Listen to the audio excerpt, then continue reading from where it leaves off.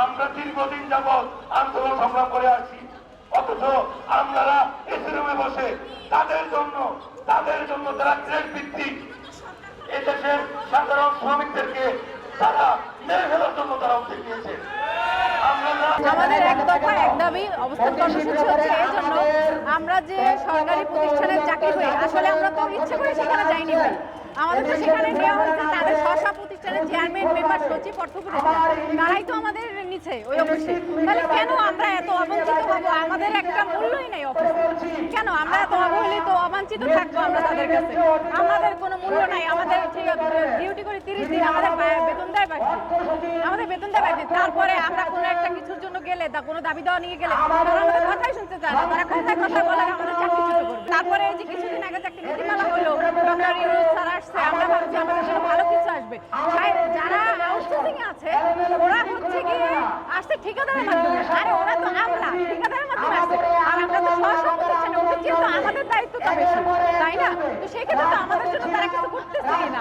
ওদেরকে তারা কি বলে বৈশাখী ভাতা দিচ্ছে, বোনাস দিচ্ছে, বেতন দিচ্ছে, সবকিছু। আমরা একটা ছুটি চাইতে বলে যেদিন ছুটি নেই সেদিন আমাদের বেতন কাটা যায়।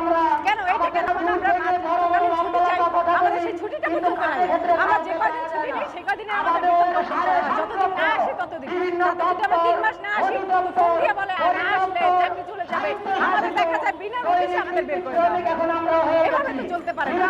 সরকার পরিচালনার দায়িত্বে আছে, তাদের কাছে আমাদের জোরালো আবেদন, আপনারা এই সমস্ত আমাদের বৈষম্যের নীতি করে যারা এসি রুমে আমরা যারা আছে সচিব পর্যায়ে যারা আছে সরকারের উচ্চতর নীতি নির্ধারণ পর্যায়ে তারা ঠিকই সুবিধা দিচ্ছে।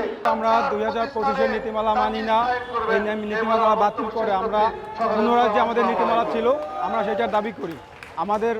আমরা কাজ করি 30 দিনের, আমরা বেতন পাই 22 দিনের।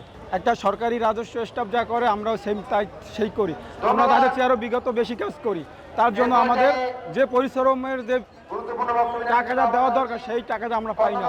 আমাদের মনে করেন অনেক রকমের চাকরি থাকে না, চাকরি বাদ দিয়ে দেয়, এইরকম আমাদের হুমকি ধমকি প্রতি কথায় যারা আমাদের প্রধান আছে তারা আমাদের প্রতি কথায় এরকম হুমকি দেয়, আমরা এদিকে সম্মুখীন হই।